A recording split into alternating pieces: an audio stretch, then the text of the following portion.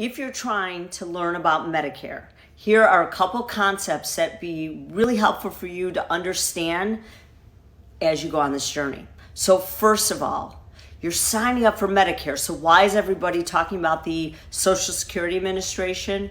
Well, basically, the SSA is the way into Medicare. Think of the SSA as the administrative assistants or the gatekeeper. They're the ones that are going to let you know, are you eligible for Medicare Part A penalty free? What is Part B going to cost you? And you actually do your sign up through the SSA.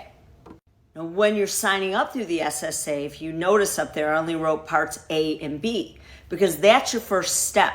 You sign up for Parts A and B, and then you have other important decisions to make. You know that Medicare is made up of 4 parts. You got A, hospital, B, doctor/medical, C is Medicare Advantage, and Part D is your prescription drug coverage.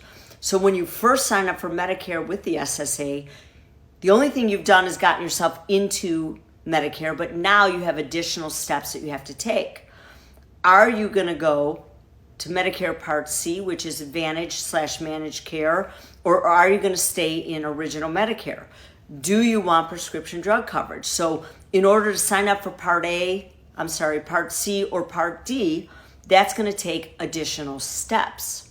Now, whether you go original Medicare or Medicare Advantage, those are some big decisions you have to make, and you want to talk to an agent, somebody that's going to help you figure out which is the best path for you.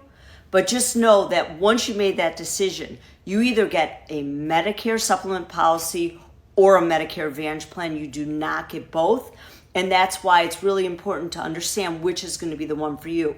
When it comes to Medicare Part D, it is a separate policy that you need if you stick with original Medicare. But if you go with Medicare Advantage Part C, it's oftentimes built in to the plan.